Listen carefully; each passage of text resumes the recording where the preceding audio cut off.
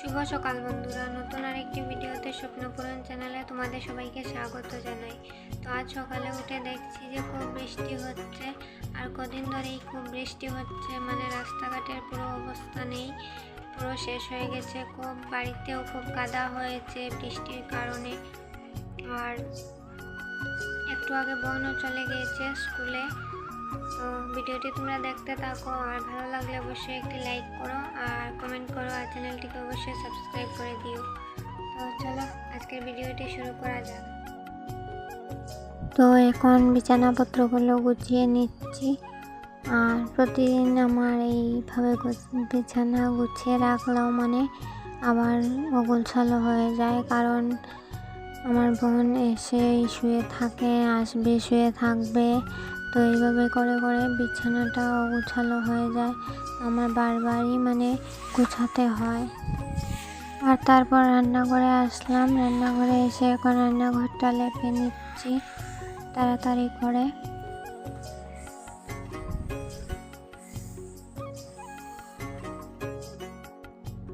আর তারপর এখন হরলিক্স করে নিয়েছি আমার জন্য, আর বাকি সবাইদের চা দিয়েছি, দিয়ে এখন একটু বাইরে দিকে আমি হেঁটে হেঁটে খাচ্ছি আর কি হরলিক্সটা।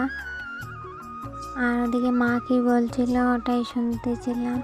আর তারপর এখন মা বলছিল যে একটু রুটি কর, ভাই যাবে আর কি চাল আনতে। তো মা বলছিল যে একটু রুটি কর, ও খেয়ে যাবে। তো বলতে বলতেই ভাই মানে আমি বলেছিলাম ওকে যে একটু দাঁড়া, আমি করে দিচ্ছি, খেয়ে যাবে। তো ও বলল যে সময় নেই আমার, আমি চলে যাব বলে ও চলে গিয়েছে। আর আমি এদিকে রুটিগুলো বেলে নিয়ে মাকে বললাম যে তুমি ভেজে নাও। তার মা যদি রুটি ভেজে নেয় না, তাহলে মানে রুটিগুলো অনেক সুন্দর হয় আর কি, ভালো হয় দেখতে। তাই আমি মাকে বললাম যে তুমি করে নাও রুটিগুলো। আর কিছুটা বাসন ছিল, তো আমি বললাম যে ওগুলো আমি ধুয়ে নিয়ে আসবো, তার মধ্যে তুমি রুটিগুলো ভেজে নাও। তো মা রুটি ভেজে নিয়েছে আর আমি বাসনগুলো ধুয়ে এনেছি। আর তারপর মা চাও বানিয়েছিল আর আমাকে আর বাবাকেও দিয়েছে। তো আমি এখন বসে বসে খাচ্ছি চাটা, আর সাথে একটা রুটি নিয়েছি, এখন খাচ্ছি বসে বসে। আর ওদিকে বাবাকেও দিয়েছি, বাবাও রান্নাঘরে বসে বসে চা খাচ্ছে।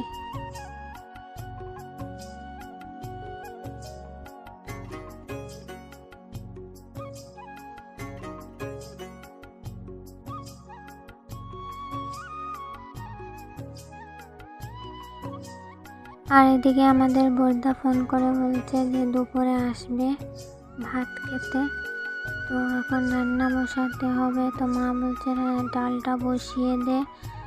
তো আমি আসলাম রান্নাঘরে, এসে এখন ডালটা সিদ্ধ বসিয়ে দিয়েছি, আর আরেক চুলোতে ভাতটা বসিয়ে দিয়েছি।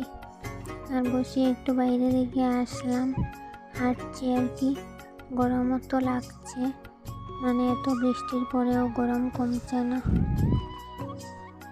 আর মা ওদিকে ছাগল আর গরুগুলোকে খাবার দিচ্ছে, আর ওরা খাচ্ছে, ভিডিওটাই দেখছিলাম। আর মা কি করছে জানি বাইরে, জানি না ওটা।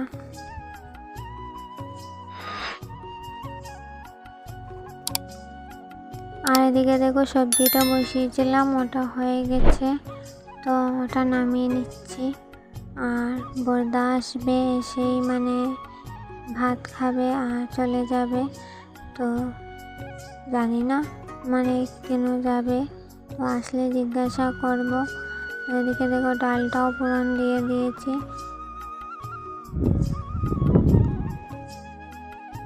আর তারপর বড়দা আসলো, বড়দাকে ভাত দিলাম, দিয়ে দিয়েছি। আর এখন মানে স্নান করতে যাব।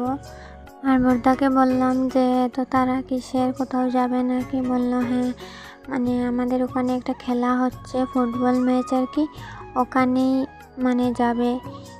তো তাড়াতাড়ি করে চলে গিয়েছে ভাত খেয়েই। আর এদিকে দেখো পায়রাগুলো মানে টিনের মধ্যে উঠে বসেছে আর নামছেই না।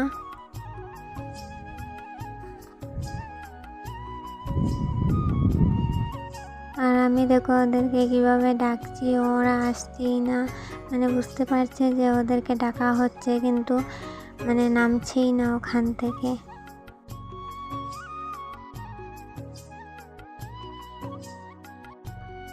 আর এখন আসলাম স্নান করে ঘরে। আর আমি মানে আমারই আজকে খুব দেরি হয়ে গেছে স্নান করতে করতে, আর সবার প্রায় স্নান শেষ হয়ে গেছে। আর এদিকে দেখো মা স্নান করে এসে পুজোটা দিয়ে দিয়েছে।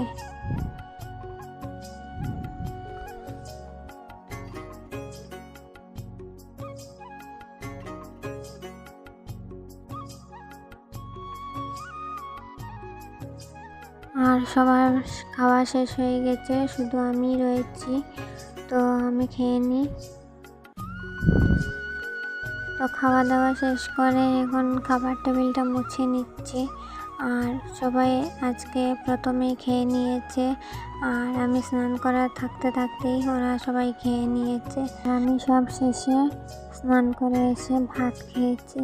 আর ভাই তো এখনও আসেনি, ওটা বলেছিল যে 1-2 ঘন্টার ভিতরে এসে যাব, তো এখনও আসেনি। এখন প্রায় সন্ধ্যা হয়ে এসেছে, কিন্তু ও খুব সকাল গিয়েছে, এখনও আসেনি ওখান থেকে, মানে চাল নিতে গিয়েছিল, তো ওখান থেকে এখনও আসেনি।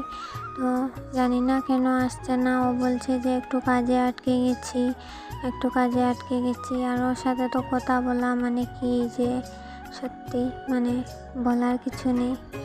তো যাই হোক, সন্ধ্যেবেলা এখন দেখো মানে চুলগুলো ছেড়ে দিয়েছিলাম, দিয়ে একটু বেরিয়েছিলাম।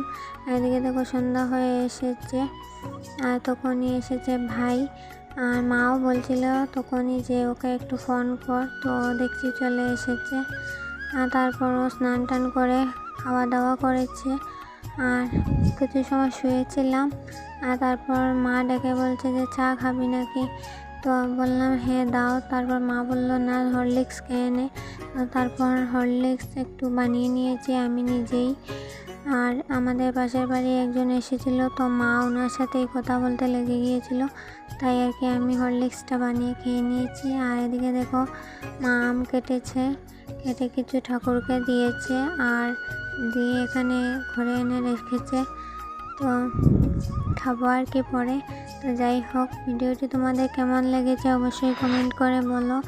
আর ভিডিওটি ভালো লাগলে একটি লাইক করে দিও কিন্তু, আর চ্যানেলটিকে অবশ্যই সাবস্ক্রাইব করে দিও। তো আজকের মতো এখানেই, দেখা হচ্ছে পরবর্তী ভিডিওতে।